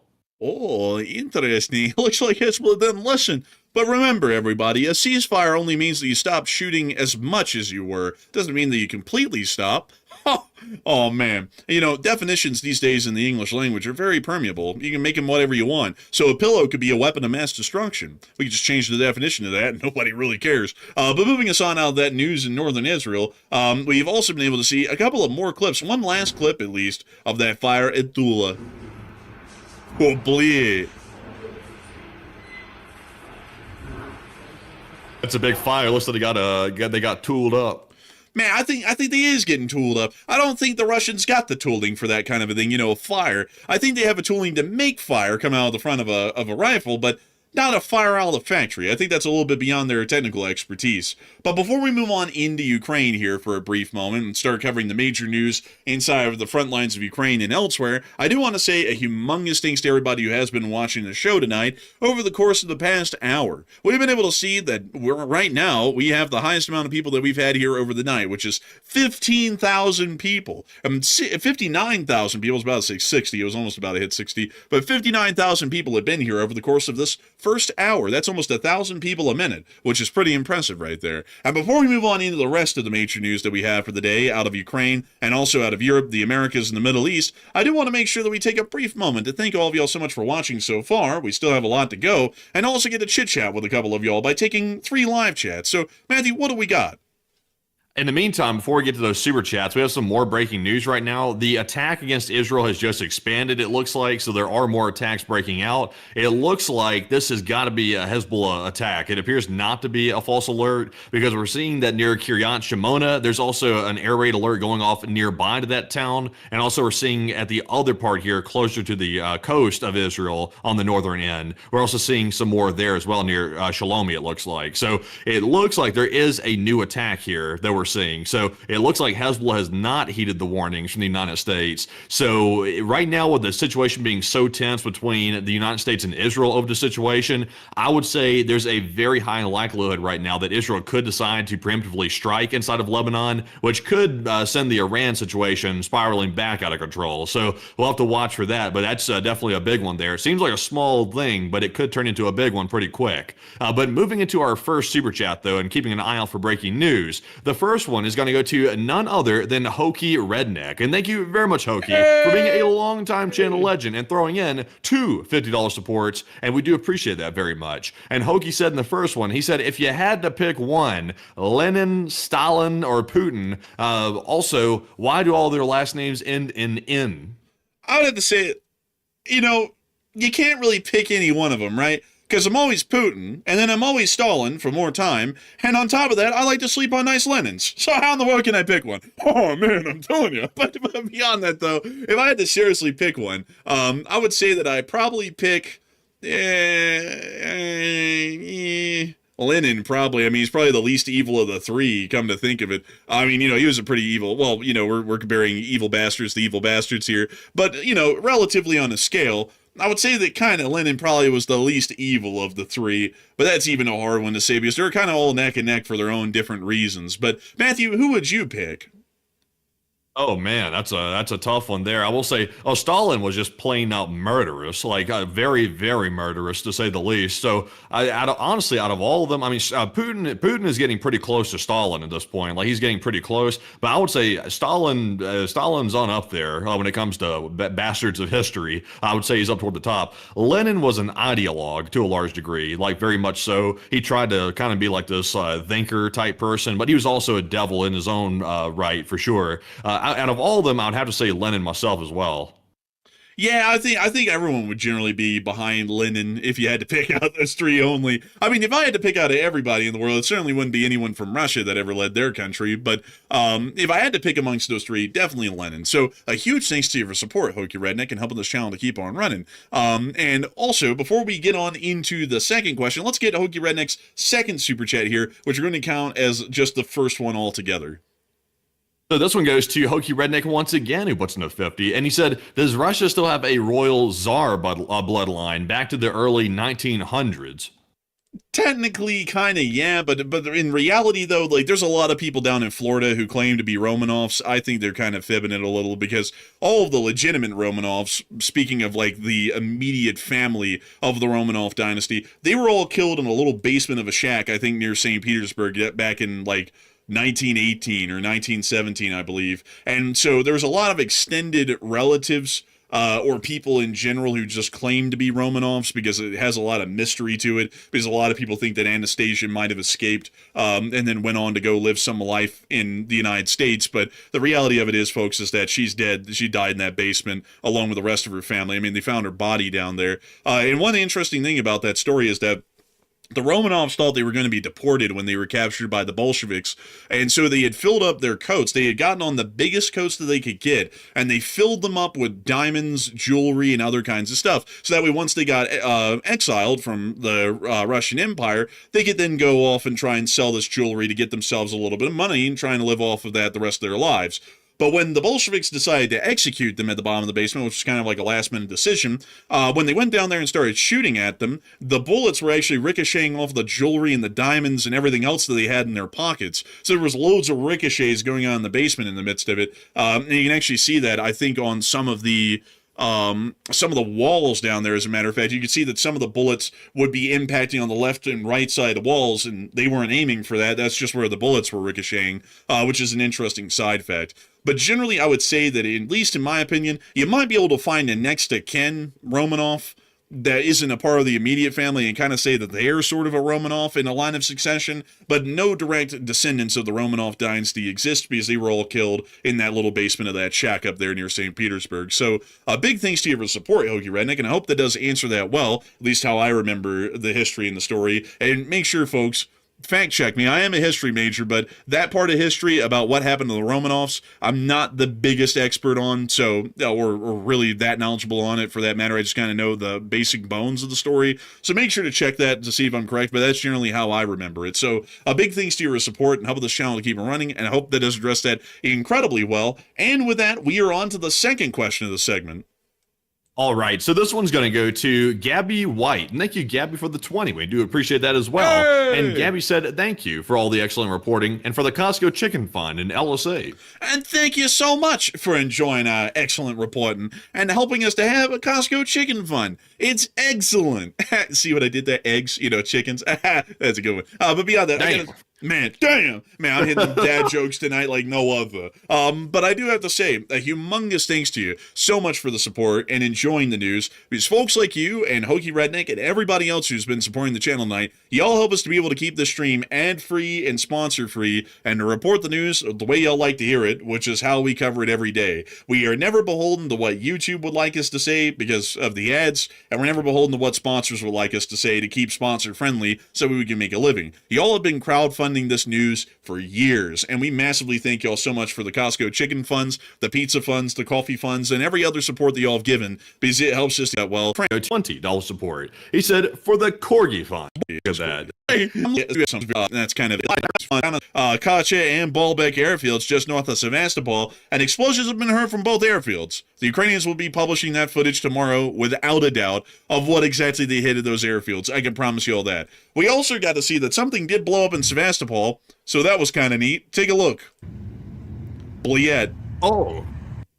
Well then. Man, that was a very vague video, but that was definitely a serious hit. I wonder what it hit. Oh, that one was vague? Oh, that one was vague? Well, this one ain't. I wonder what's going on in the beyond. Over the tree line. Something big. Bleep! Oh, man, damn! And also, by the way, Sevastopol is where they recently hit the Russian headquarters building. Like what was it? A few days back, they hit the headquarters, I think. Yeah, I think it was for like the rotary aviation or the naval aviation headquarters. It was one or the other. And they hit that one and burned it out. So we're guessing that there was some sort of a lack in command capabilities for a temporary period of time until they got the backup headquarters set up, if they have one, which is a lot to count on for the Russians to have one. But it certainly looks like Sevastopol, Simferopol, and the rest of the Crimean Peninsula are getting absolutely obliterated at this point by Ukrainian long-range attacks. Also, we were able to additionally see that up in Melitopol, on the crossroads of the land bridge, things were also going poorly up here. The Ukrainians hit something. We don't know what it was, but it burned profusely. This thing caught on fire like kindling. Вот это полыхает, так полыхает. Why does the dude sound like he's like in a church, something like they going hum? Man, why in the world does he sound like a 1930s radio announcer? He's like, man, it's like, what the hell, bro? It's like, where are you? Yeah, really, man. He's mummified by this whole situation. Bro, he's got a gas mask on. Little do we know, he's talking through the filter. Man, it's like, damn, bro. It's like, take that thing off and speak normally. Jeez, freaking us out here. We also got to see the fire from another angle, or what caused it. Do you hear that? That's the sound of the very merry drones on the wind chimes. It's a peaceful I can't stand morning. wind chimes, man. I can't stand it. Oh, look at this. Oh, boy. Oh, man, That's that not a thing wind is chime. buzzing in. That thing has a mission. What the hell? Who is this? Wait, what is this, man? What is wrong with this dude? Are Bro. those tattoos? I don't know. I think that might just be dirt or something. I have no clue. Yes, dude. I'm not gonna lie. I'm not trying to do the guy dirty, but he looks like a straight up tweaker. Like walking into the frame. Like this is a very sketchy shot. Like if you happen to be walking in the area and you saw this dude come like wandering out of the building over there, you'd probably like go back inside and lock the door. Like, you'd probably just stand outside. Bro, this looks like the Crocodile Lab. So you got the tweaker here, like the local one, just wondering what. I'm not gonna lie, folks. This whole front frame part here, near to the camera, looks like it was clipped in over an original video. It doesn't even look like it's a part of the main video. But then the guy comes up, does that. I don't know what for. Guy is moving like a tweaker, like. And then moving on from that absolutely random clip, we can then see the fire from another angle in Melitopol. Ray came outside and was looking for the vodka stash. Everybody thought he was coming outside to go see what the damage was from the drone, but he was looking over the roof. I'm like, I think he was looking for something else. Man, and then meanwhile, everybody wants to get in on this. Man, meanwhile, we got this girl here trying to get some internet clout by watching the Ukrainians blow up an ammo dump. Isn't this cool? It's like, yeah, turning around so we can see the fire and the burning explosion. There we go. Вот это полыхает, так Oh, it's this guy. Вот уроды, Somebody's getting the hell beat out of him back there in the background. Somebody getting slammed around in a prison cell. Man, someone getting the brake speed off. It's like, it's like, damn, bro. Every clip out of Melitopol is like a nut house. Honestly, like this whole thing was wild. But moving us on out of the strikes in Melitopol, we also got to see that the Ukrainians did conduct some strikes on Donetsk city, which isn't that far behind the lines, but they did cook them. So here's the clip. That sounds like an ammo dump blowing up. Помнишь, сегодня пацаны к нам приезжали? Да. Вот, это их база. Oh! Oh! Oh, Oh my god, it's fucking wild! Да ну нахуй! Я его ебал. Oh my god! jeez. Oh, that sounded like it was kinetic. Whoa! Oh my god. Oh! Oh my god, that was Oh kinetic. my god, man. that was an MLRS! Man, there was a whole missile when firing up. Yeah! Oh my god! Oh my god, they're going everywhere. Bro, that's dangerous. Oh my god!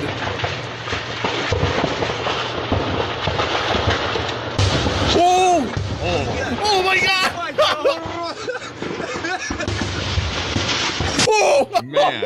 Yeah, oh man, dude, the last frame of that video was crazy. It was like someone nuclear at the end. Look at that. Something went nuclear right How there. they cut out And then the best part? Bro, I think the camera might have shut off after this nuke went off right there. Man, these guys are crazy. They're filming this. So one of those rockets could easily take off and go straight for their building, like the way they're like firing off every which direction. That's crazy. I'm not gonna lie, we haven't seen an ammo dump fire like this in a minute. I see a lot of people going, that's fireworks. No.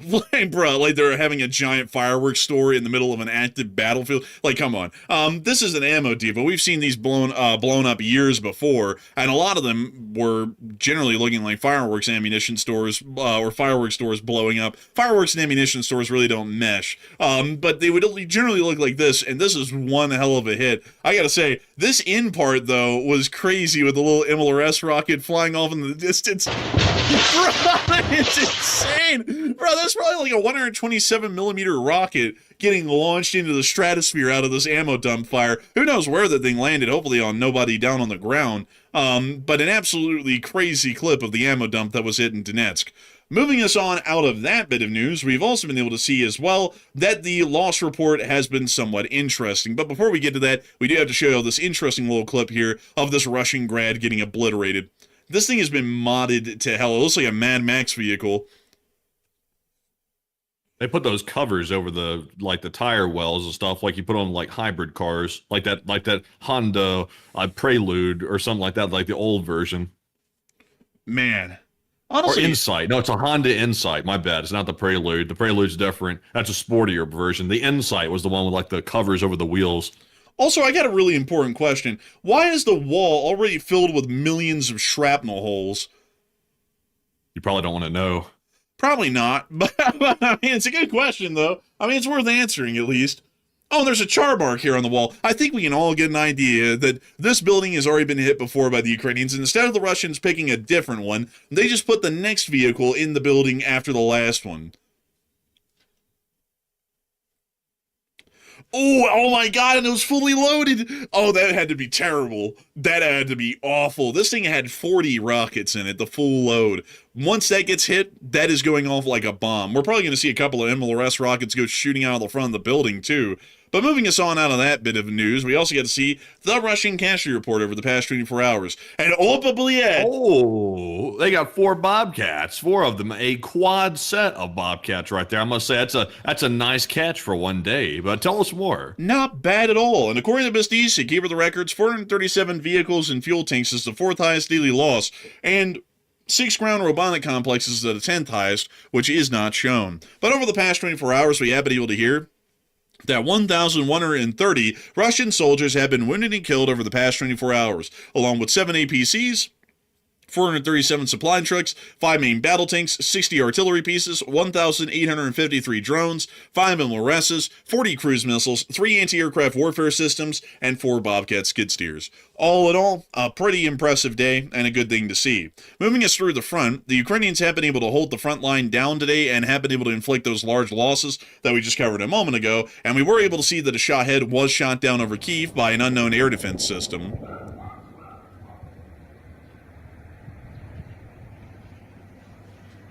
Very nice. A bubble. Dang! Whoa. Man, that chicken going off. Man, if that missile had hit that chicken, we gonna be talking about some Harki fried chicken. That's still KFC. We also got to see that up in the area of Kupiansk, there were also some losses of some Type 63 MLRSs that the Russians were trying to use. These are the ones that North Korea gave to them that are called the Hwacha here on the channel. Oh, blow up a couple of them. I gotta tell y'all, folks, over the years, I feel like English has gotten harder to speak. I don't know what it is about that. As long as you can get it out some way or another, that's all that counts, I guess. If it comes out as English, I guess it still counts.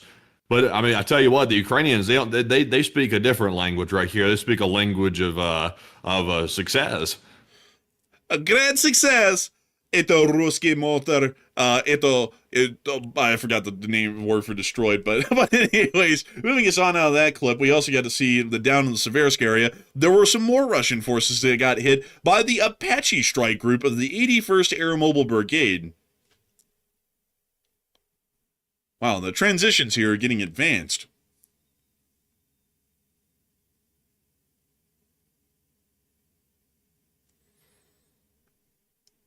Oh, boy.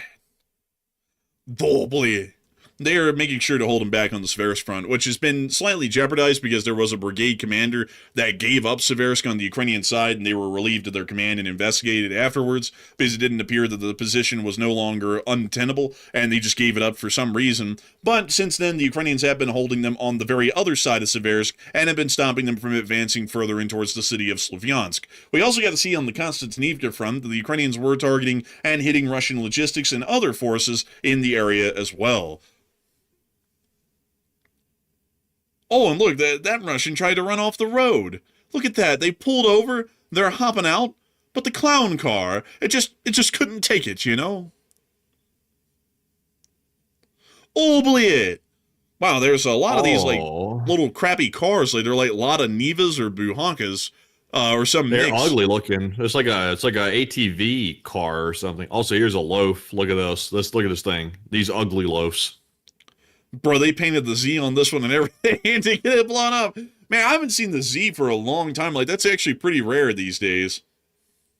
Yeah, it is kind of rare, I will say. I will have to go. Yeah, we actually just got a comment, y'all, from Trust Verified, day 96 of Operation Epstein Ferry. I'm sorry, Epstein Distraction, 6/3/2026.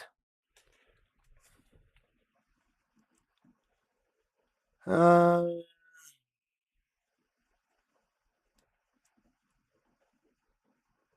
about abandoning the Protective Nuclear Peace Treaty, which is the NPT.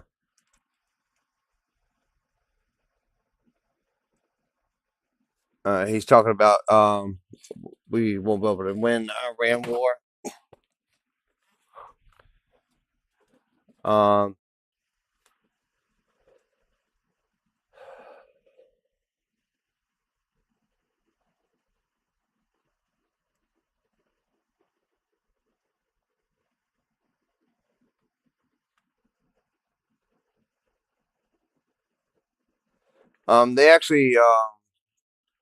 They actually been that treaty actually got disbanded by Trump on his first term. I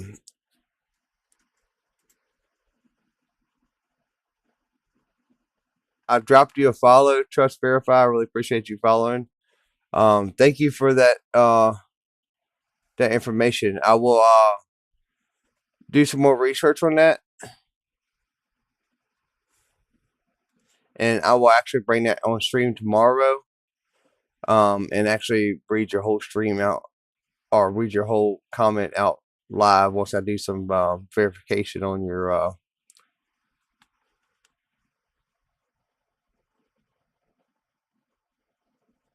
assumptions.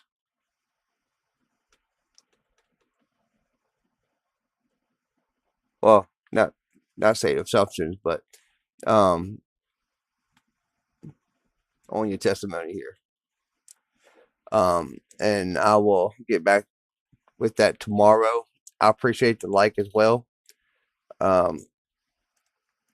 Every like and every view helps when we're doing this news. We're just trying to get straight news, no BS out there for y'all. Very, very durably. But that is the clip from the 36th Marine Brigade, still showing them inflicting significant losses. In the meantime, the Ukrainians were also using the M142 HIMARS to conduct some counter-battery against the Russian artillery. And there goes the rocket. But I sadly won't be able to show y'all more than that, because this watermark up here in the top left gives me the hibbity-jibbities, and I don't know what in the world those people are. So we're just going to show those few seconds of the clip and move on. We don't mean to infringe. Moving us on into Pokrovsk, we also got to see that the 25th Airborne Brigade was also doing their work against the Russian soldiers as well, making sure to slow them down. Or put them down. Whatever wordage works for y'all. But moving us on out of the Pokrovsk front, we also were able to see additionally that within the area of Velika Novosilka, Russian forces were also hit, but apparently that one was too spicy, apparently, too spicy, believe it. So moving us on, and out of all this news, that is actually largely our entire Ukraine war segment. So moving us on, and out of Ukraine, it's now time for those folks to move on down and into the middle of the East, which has been quite an interesting story today, and we're going to cover it the best we can given the circumstances. But I do have to say, folks, that starting off the news segment, we are fairly aggravated quite a great deal about the situation with Kuwait, which we'll be getting to here in a minute, as we did get to hear that according to IRGC sources, they targeted a U.S. warship in the Gulf of Oman today. We don't really know the condition of the situation due to a myriad of reasons. It appears to be a Iranian claim that was given, and at the moment, considering that we have no video or picture evidence, we're only taking that as a claim and not a valified piece of news, and we're also not discounting it as a lie either. And there's an important reason why. Many of y'all will know that CENTCOM put out a statement today saying that the situation never even happened. The problem with that, though, is that the CENTCOM command put out a statement yesterday which stated something that seems to have been completely untrue. to show you all the statement from yesterday that's in question, and to remind you all of what happened yesterday, to give you all a little bit of an update on what's going to be happening here on this channel, CENTCOM put out a statement about the attempted attack on Kuwait and Bahrain that was conducted by Iran with a decent number of ballistic missiles and drones, and stated the following: Iran launched several ballistic missiles towards regional neighbors. However, all failed to hit their intended targets. Now, this is an important one to remember, and I want to make sure to have a little bit of emphasis here on this one, because they said that all of them failed to hit their intended targets. Now, if we go to the present day, we can see that that statement was an absolute lie. It was a lie to the point that it is unbelievable how bad it is, and it's been causing basically a scandal on the internet as to how badly misrepresented the situation is from CENTCOM's continuous statements online and through their Twitter accounts, which have time and time again proven to be completely untrue and unreliable. Footage came out to show you all this quick. Make sure to show you this. Regional neighbors, that's what the United States said. Regional partners and regional neighbors, none of the missiles and none of the drones reached their intended targets. This is security camera footage from the Kuwait International Airport from the time of the attack. And that right there is a Shahed 136, and it flies right into the building and explodes. That strike killed one Kuwaiti citizen and injured 63. According to CENTCOM, actually, I think the death toll's up to 2 people have been killed at this point. So now there's 2 people dead, and I'm guessing there's 62 wounded? Something like that, yeah. But I'd heard apparently an hour or 2 ago that they said that another person had been confirmed dead from what I'd heard. Interesting. So to correct the number here, because I actually didn't hear about the second person who's passed away, but there are now 2 people dead and 62 injured. I'm assuming that one of the injured ended up succumbing to their grievous wounds that were suffered from this attack. According to CENTCOM, however, just to remind everyone here, CENTCOM stated that this didn't happen at all. Let me show you this here. Yesterday, they stated that all incoming missiles failed to hit their included targets. Also, drones as well were included in the statement, as we can see right up here. So, CENTCOM completely lied, flat out about this. Completely. They knew that the drone had hit the Kuwait International Airport, and they completely and flat out misrepresented the situation, and now today have changed the story. This is what their fact checker had to say today. A false claim. Iran claimed today that it did not attack the passenger terminal at the Kuwait International Airport, and damage was instead caused by a U.S. missile interceptor. Totally false. Iran struck the civilian airport with drones in a deliberate, calculated, and unjustified attack. So their fact check today is disproving what they even stated yesterday was what happened. They did hit the Kuwait International Airport. Yesterday, they made it sound like nothing made it through at all. And what's even more shocking is this fact as well. They state that not a single U.S. target was hit over the course of the night. We saw satellite photography today from Ali-Al Salem that's showing that an entire hangar appears to have taken a direct hit. Here's the before satellite picture. There's the after. Notice the giant black crater in the middle of that hangar facility on the southwestern perimeter of the Ali-Al Salem airbase, right down here. This is where we believe that the strike was conducted, somewhere around this area. And you can actually see some prior impacts and hits that had already been seen on satellite photography, showing that major damage had already been caused to this airbase during the armed phase of the conflict. Now we're seeing another one. That one from last night. They're flat out lying at CENTCOM at this point. There is absolutely no reason for us to take any of the statements that CENTCOM makes at face value. And so unfortunately today, folks, I have to tell you all that there's going to have to be a change to our news coverage given the light of the flat out blatant lies that are now being issued by CENTCOM.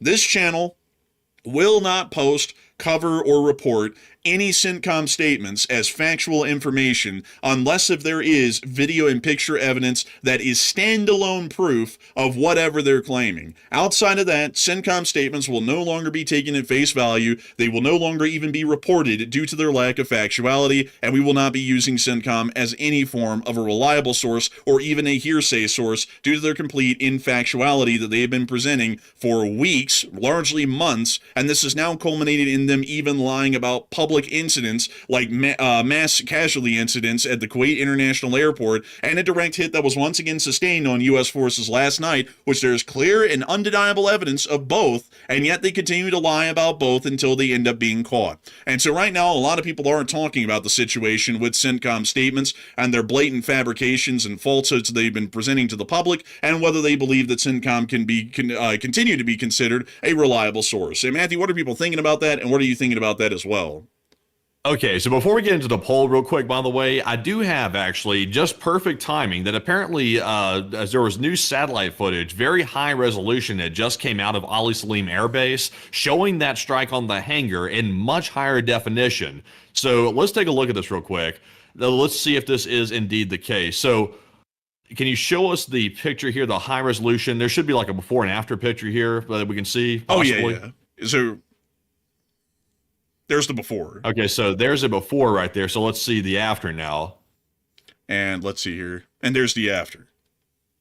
So yeah, it was definitely hit. There's no doubt about that. It's definitely a destroyed hangar right there. So they're saying it's a drone and aircraft shelter at Ali Salim Air Base, which of course is where U.S. soldiers are housed. So that definitively proves that the statement that was put out the other day that nothing was hit and everything was shot down and nothing made it to its intended targets, that is completely false. We literally have satellite footage showing that's not true. So let's get back to the poll. So despite the CENTCOM claims, Iran struck Kuwait's airport terminal with a drone and also apparently struck a hangar at the U.S. airbase in Ali Salim that was claimed to be not struck. So what are your thoughts? 74% said CENTCOM is not a reliable source, while 11% said CENTCOM is still a reliable source, and 5% said it was a misunderstanding. And I would say this, folks, I hate to say this, it's very disappointing to say it because I would like to be able to take CENTCOM statements at face value because, of course, that's our, home team, of course, I guess you could call it. But at this point, CENTCOM is blatantly lying at this point. It's such bad lies, it's almost hard to believe they'd put something like that out. And it's not the first time they've done it. So at this point, we can't take what they're putting out as fact. We had sort of suggested that before, but now, as of today, they've really jumped deep into the deep end at this point with these pieces of misinformation. So essentially what CENTCOM is letting themselves do is become a mouthpiece for politicians, which is disappointing because it's a branch of the military, and the military is supposed to be apolitical. So it's really disappointing. It's almost like what the Russians do with their propaganda. They'll claim that something wasn't struck when it clearly was on video. So very disappointing to see that. But from now on, though, we will have to double check what they're saying before we report it as a fact, as a new rule. But Enforcer, what say you? I would say that CENTCOM is not a reliable source whatsoever. This is just the icing on the cake at this point, or the cherry on top of the amount of lies that they built a mountain out of at this point throughout the entirety of the ceasefire and the conflict, and now the current present day of the past 24 hours that we've covered. And at this point, they are such an unreliable source that I'm not at all happy and will not be covering any of their statements on air unless if we have some independent verification already of whatever they're trying to claim or say. We're not in the business of peddling straight up bullshit and lies to folks. I consider our news coverage to be a lot more high quality than that, and that's why we have a very significant vetting process that goes on that we don't talk about on air as to what sources are reliable, what sources we can cover, and what sources we can't cover. There are many Twitter accounts that back in the day we used to think were fairly credible that have completely blasted away their credibility, and we no longer use them or cite them anymore in our news coverage due to the fact that they could be lying about anything and everything. This is the first time ever that we've had to do this against a government entity because of their flat-out lies and misrepresentation of situations on an endless basis at this point, and we have absolutely no reason to believe anything that they're saying. So unless if we have, and I want to make this incredibly clear, unless if we have video or picture evidence outside of CENTCOM that proves what they're saying, and then they put out a statement, we'll put out the statement only as an addendum to whatever video or picture evidence we have. Outside of this, we're not covering anything from CENTCOM any longer because they're that unreliable. So I hope that does address that the best I can, at least in my opinion. And I see some people saying some things in the chat because some people always think that it's just an innocent little thing. Well, it's OPSEC. The U.S. public doesn't need to know about this kind of stuff. Well, Iran knows. So what the hell kind of OPSEC is that? If Iran knows that they blew up the drone shelter because they had a missile targeted at it and they were able to hit it because the Chinese are providing them satellite data to make sure that they can confirm that their attacks were accurate, what the hell benefit does that do for operational security for the U.S. public to not know that it got hit? Iran knows. We don't. Yeah. Also, by the way, I hate to say it, folks, but we as Americans have gotten way too comfortable with our government lying to us like this. We've gotten way too used to it. And I will say I'm guilty of it myself because it's just sort of accepted that the government's going to put out stuff that's generally favorable to itself and they're not going to put out the truth. But it's really getting pushed to the extreme at this point. Like it's really getting pushed to the point where the lies are getting so blatant, trying to cover up, incompetence or, things like this happen in war, but they're even trying to cover this up too, these attacks that we're looking at right here. We should really not be putting up with lies like that. Like people should be saying something about that. Like we're saying something here on the air about it, but we're only two voices here. People should be demanding accountability from the government because these type of lies are getting into the level of anti-democracy. Like this isn't the characteristic of a democratic country. This type of stuff that's going on right here. This is actively pulling the wool over people's eyes at this point to dupe them into thinking that something's happening that's not. Which is, the war's going good. It's not going good right now. So it's just disappointing. Like I'm really like mixed between anger and disappointment because I don't like to see stuff like this happening, especially with our country as a democracy. We're supposed to be the biggest democracy, the shining beacon of democracy in the world. Right now, it's not really living up to that, unfortunately. It's not living up to it at all at this point right now. I've seen more credibility, folks, coming out of the military at any other point in time rather than right now. Like, this is the worst that we've seen it in modern history. I remember back in the day, folks, when the Pentagon Papers came out in 1969 and 1970, talking about how badly the war in Vietnam was really going as compared to what they were saying to the public in the United States. That was a humongous outrage nationally. People were wanting to end the Vietnam War right then and there because of how badly they got lied to. Now people these days are such schmucks that instead of sitting there and going, damn, the government just lied to me to my face and just treating me like an idiot, like a sucker, instead of people looking at it like that, people go, well, I mean, obviously it's operational security to lie to the U.S. public and not let them know what's going on, but everybody else in the world knows what happened. Like, what good did it do? What good did it do, folks, for CENTCOM yesterday to put out a statement that nothing was hit in Kuwait when they already knew that the Kuwaitis were going to be putting out footage of their international airport getting hit at Terminal 1. What good did that do anybody to try and push forward a lie that was already going to be proven false? And what good does it do for the U.S. government to not notify people that the base got hit? I'll tell you why they didn't want to let you know that the base got hit last night. They didn't want to let y'all know because y'all will be demanding that we go out for blood against Iran. And right now, because the president wants to waffle around and be all indecisive and shit about the war, he doesn't want people in the public to know how badly things are going and that the Iranians are quite literally blowing away U.S. forces right now while we're sitting around and doing absolutely nothing. That is absolutely stupid. That is unbelievable, the amount of fabrication and lies that are being put out at this point by the military itself to try and make sure that the U.S. public doesn't have a full understanding of what's going on, how damn bloodthirsty and jingoist the Iranians are, and what we're going up against. It really is unfortunate. And the main problem is, folks, here's the main problem right now. Like I said, it's been a cornerstone of our country for literally since the founding. The military is supposed to be completely apolitical, and the military has done a fantastic job keeping it that way. Like for example, when there's the State of the Union address, the Joint Chiefs will show up and they won't clap, they won't smile or nothing like that, because they're supposed to put forth the image of being apolitical. They may have their personal beliefs about politics, but they're not supposed to show it or espouse them because they're military, and it's considered to be a separation of the two. We don't want the military taking political sides, because that's when things get dangerous in countries, when the military decides to start taking personal sides in politics. That's not supposed to happen in a democracy. So now that we're seeing that apparently if the military has something that goes sideways, like for example the airbase is attacked, the current U.S. leadership is taking that like a personal a loss to their current scoreboard, I guess you could say, and they're I guess telling the military to cover it up is what it looks like, because that way it doesn't look like they took a loss politically, which is obviously that's not good to say the least. So hopefully that doesn't continue or get worse, because it's certainly not a good look. It's not a good look at all. It really brings in the question, folks, and I'd say that this is a pretty decent claim to make at this point.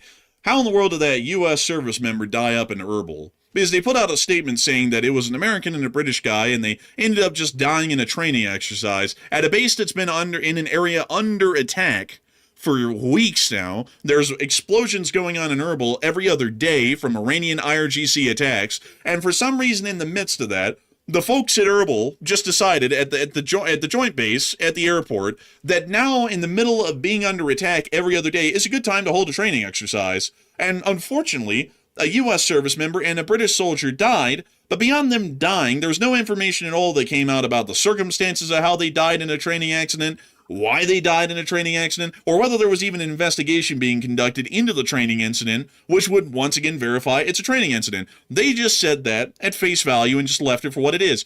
Who's to say that that U.S. service member and that British service member didn't end up getting wiped off the face of the planet by an Iranian attack, and we just lied about that and then said it was a training accident to cover it up? Because with how much the military is lying these days on things that are blatantly obvious elsewhere, who's to say that they're not lying on everything at this point? And that U.S. service member just died, and they just brushed it aside when the Iranians killed the guy in cold blood, possibly, and they just ended up brushing it aside and saying, oh, it's just a training accident, to make sure that people didn't get outraged here in the United States over a U.S. service member getting killed. Yeah, you never can tell. Maybe we'll find out later what happened with that, but it certainly was suspicious, to say the least, that in a country that's being targeted by, Iranian missiles, then all of a sudden we hear about a U.S. service member dying out of the blue in a so-called training exercise. Seems a little bit strange to me, but unfortunately we don't have enough details to say what happened with certainty on that. But it certainly set off my BS meter a little bit when I heard the explanation. So, it's just a tragedy. It is a tragedy, and of course we don't know exactly what happened at Erbil. Do have to make that clear. But with how blatantly we know, with a fact at this point, with proof to back it, how badly CENTCOM lied about the attack last night, which we have endless proof nowadays, right now, to debunk 24 hours later, it brings into question everything that they're saying, and that brings it into a reasonable plausibility, at least, that could have been also a cover-up as well. Not to say that with exact certainty, but there is definitely a decent possibility there, at least in my opinion. But moving us on out of that, we've also been able to hear that apparently the Iranians claimed, mind you all, that after the attack on the Kuwait International Airport was conducted, the foreign minister stated that our armed forces are conducting self-defense strikes on sites the U.S. is permitted to use to attack civilian shipping and violate the ceasefire. Any hostile act will be met with an immediate decisive response. What sanctions and war fail to achieve won't be won with more war. So the foreign minister is making it incredibly clear they're still taking an absolutist, maximalist footing at the moment right now, and are not going to be budging at all. And as a matter of fact, they're going to classify the Kuwait International Airport, a civilian airport, as a military target that they blew up instead of a civilian one. Moving us on out of that news, we also were able to hear additionally of some sort of explosions that happened on Qasem Island after we went off air last night. But we don't know exactly what those were or what they pertain to. They're probably more U.S. airstrikes, and we just haven't heard any, blatant CENTCOM statements making it sound like it was the greatest thing on the planet. Then, additionally, we also were able to hear that the diplomatic position of the United States is beginning to change. And when I mean change, it's changing in a way that is absolutely insane. Before we get to that, though, the Iranians did threaten that they would respond to Israeli attacks on Beirut, Lebanon. But outside of that, apparently, according to some sources that came out of the White House, and I want to say that this is allegedly,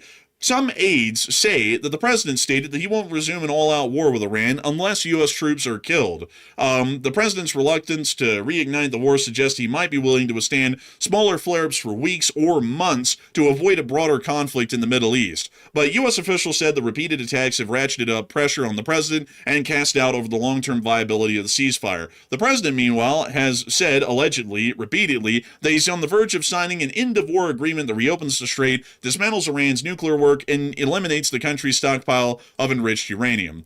The president also added today in a statement that he did have a phone call with Netanyahu where he apparently chewed him out, and then also stated that the situation with Iran is rapidly evolving and claimed that Tehran has agreed that it will not obtain a nuclear weapon, said the blockade on Iran could be lifted by Labor Day, and that he'll probably meet Iran's Ayatollah Mujtaba at some point in the future. He's, oh man, I gotta say, like, I can't believe I'm saying this, but I actually agree with Netanyahu for once, which I typically don't agree with most of the time, is I don't really care for Netanyahu too much for various different reasons. But I actually agree with him. I can kind of understand why Netanyahu is getting mouthy over the phone, because it's really a strange thing. The war got started. Now we're just like putting the brakes on it, and nothing's been accomplished. In fact, the situation's worse now before we started the war, and apparently they're in a cussing match on the phone from the looks of it. So it's wild that even Israel, which is supposed to be the U.S.'s like strongest ally, is now even having political disagreements with the leadership. I mean, at this point, everybody's having disagreements with the leadership at this point. Israel is one of those countries I thought would never have a rift with the United States because they're too deeply entrenched in the United States to have a rift, but it looks like even that's possible. Looks like it certainly is possible at this point, and we also were able to hear that according to the Secretary of State today, apparently Project Freedom, or whatever the hell it was called back in the day, is restarted, as the Secretary of State has now stated the U.S. forces are protecting commercial shipping in the Strait of Hormuz, which we have no proof of at the moment, and we haven't seen a single ship pass through that's legitimate over the course of the entirety of the day. So, once again, not really putting a lot of credibility into the statements really from anyone in the government at this point, because they seem to be about as least credible as the Iranians at this point, and they set a pretty damn low bar for being flat-out liars. So we don't know if that's even accurate either, and we're just going to have to wait and see if that's true or not. Highly likely untrue. Meanwhile, we did get to see some archival footage from Isfahan of an air defense system blowing up during the active conflict, and also muting that right there. We can see the explosion in the distance right here. Oh my goodness. And what was that again? Apparently some sort of an air defense system, so that was apparently some sort of a missile explosion. Damn, it must have been Russian. Probably. I mean, I wouldn't doubt it at all. We also were able to hear that up in Iran there were jets active over the city. Generally, that is what it is. We hear about that pretty often these days. And the Iranians also stated, according to their foreign minister, that there is no tangible progress in talks with the U.S. to end the war, and additionally also added that, according to the IAEA, the likelihood of Iran developing a nuclear weapon has now increased, not decreased, which is quite obvious. We bombed them quite a lot, so now they're going to create a nuclear weapon to try and stop from getting bombed again. Outside of that, we've also been able to hear that Netanyahu then stated over the day that opening the strait is possible through military means, which is something that I've been saying for months. I guess it takes, the Israeli prime minister saying it for people to take that seriously. And we also were able to hear that Netanyahu then stated that Iran's playing with fire and yada yada. Basically the Israelis are cruising for a bruising of some sort. In the meanwhile, we also were able to hear that the IDF issued evacuation orders for Jabal, Humim, Al-Falqa, and Arki in the Lebanon area to evacuate immediately. According to the IDF, they say that Hezbollah violated the ceasefire by striking the Israeli home front and will now act forcefully in those areas. Civilians were told to move at least 1,000 meters to open ground. So that's the evacuation orders that were given. We haven't seen any airstrikes yet, at least I can report of in picture and video evidence, but the evacuation orders have already been issued. Right now, a lot of people are talking about this situation throughout the Middle East, and their ideas and opinions on what's going on with this whole diplomatic situation that we're watching. And so, Matthew, what are people thinking about it, and what are you thinking about it as well?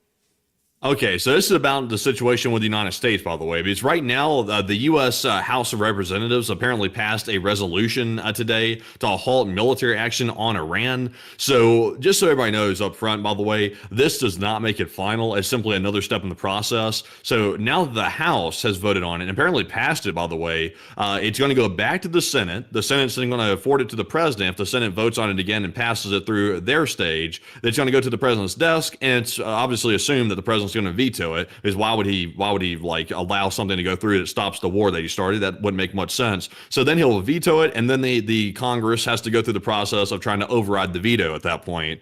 So it's still a long way to go. But do you agree with it though? That's the question, because the U.S. House is basically telling the president that the military action must halt, according to what they just voted on today. So it looks like 36% said it will never become final, which is generally true, but 29% said the war will will not be approved, and 27% said the war will be approved eventually. And like the 36% said, this will never become final. It's just simply impossible for it to become final at this point. The 2/3 override needed to override a veto will probably not be able to happen, would be my guess. So essentially, there's no check and balance happening here with this. I guess technically it is a check and balance. They're going through the motions, but it's really not going to put a halt to anything to a large degree. So whether or not I agree with it, I would say I really don't agree with it because I believe in checks and balances, but at the same time, though, I think Congress should generally support further action because right now we're in a quagmire, and the only way out of it is to fight our way out of it. We can't just walk off and say, that's enough, let's just go home. If we do that, we're relegating ourselves to economic destruction in the next 12 months, which is completely unacceptable. But Enforcer, what say you? I would have to say that this is probably never going to become final. The House and the Senate are too split and generally vote one way and the other, basically half and half on everything. So it's impossible to get any agreement on anything whatsoever, unless if it has to do with one foreign country. So I would generally say that at this point, I don't think this is going to be going anywhere, at least far. The Senate might approve it. It'll go to the desk of the president. He'll veto it, and then they'll never get the votes, like you were saying, to pass a veto. So in my honest opinion, folks, this is going absolutely nowhere, and this situation will most likely not become final. I would also have to agree with Matthew, though, the situation shouldn't become final because the conflict has to continue to a successful resolution, at least in the sense of reopening the strait. Everything else can kind of be dropped at this point because, you know, it's gone so badly. There's really no point in even continuing, although we could once we get rid of the blockade. But generally, we just need to clear out the blockade, and limiting our ability to try and clear out the blockade is basically ensuring that the Iranians will be able to screw us over. So I would say it's not a good idea to pass limitations of anything. They should be saying to get the thing done and over with, reopen the strait, and then leave, once that's conducted, of course. But with that, I hope we have been able to address that somewhat well. And we've also been able to additionally hear that within the Caribbean today, Southcom did blow up another alleged narco boat, which we were able to see here. We see the laser designator on the rear of the boat. Here comes the Hellfire, and the boat was obliterated. And that was where again? Off of what coast? Apparently that was somewhere, I believe, let's see here, in the Eastern Pacific. Interesting. So I guess there's hidden boats all over the place still. This happens occasionally, but, you know, not really much thought being put behind it. It just happens occasionally. They'll hit a boat and they'll be like, here's a video, and anyway, moving on. Yeah, it's a little interesting with that one. Very interesting. But with that, folks, it is time for us to move on out of the Middle East, as that is actually all of the news that we had to cover within that region. And it's now time for us, folks, to move on up and into Ukraine to cover the speech from the President of Ukraine, President Volodymyr Zelensky, here on day 1561 of the news from around the world. And so without further ado, here's the speech. Speech! Шановні українці, українки, головне за сьогодні. Зараз всі необхідні сили залучені у Дніпрі. Після російських ударів були шахеди, була балістика. По продовольчих складах, по поштовому терміналу важливо усім підтримати Дніпро і кожне наше місто, кожну нашу громаду, які зазнають російських ударів. Сьогодні в Україні був Марк Рютте і посли всіх держав-членів НАТО. Відбулася зустріч Ради Україна-НАТО, всі представники країн саме в Україні після того, як росіяни намагались вичавити наших партнерів з України, залякати посольства. Результат дуже символічна зустріч в Києві і сигнал. Зустрічі основний. Україну треба підтримати. Підтримувати більше. І саме в таких питаннях, як антибалістика. Є рішення партнерів про нові внески у програму Перл. Будуть вони в червні. Це допоможе. Максимально підштовхуємо Європу в роботі над власною антибалістикою. Треба, щоб в Європі були свої системи, свої ракети, щоб захиститись. Ну і спроможність зробити антибалістику, антибалістичну систему в Європі є. Щоб виробництво було, теж є всі можливості. Треба, щоб політичні рішення максимально швидко працювали. Я вдячний кожній країні, яка з нами в цьому завданні. Це і Франція, і Норвегія, Німеччина, і Данія, Швеція, Італія, інші. Європа реально стане сильніше, коли буде цей результат. Не якщо, а коли. І це буде, але час має велике значення. І треба бути оперативніше. Ми обговорили з Генсеком НАТО саміт НАТО в Анкарі. Для України є запрошення. Ми будемо представлені. І головне, щоб саміт став результативним для України. Антибалістика – один з таких потенційних результатів.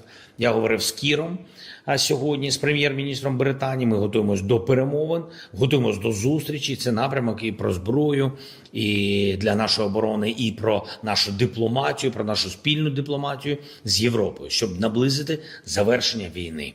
Європі потрібен свій голос, своя позиція, свій внесок в усі дипломатичні зусилля, які можуть бути для закінчення війни. Формат Є3 – це Британія, Франція та Німеччина. Формат дієвий. Плюс Нордики. Я говорив сьогодні також з Йонасом, прем'єр-міністром Норвегії. Я вдячний за підтримку, Йонаса, тобі.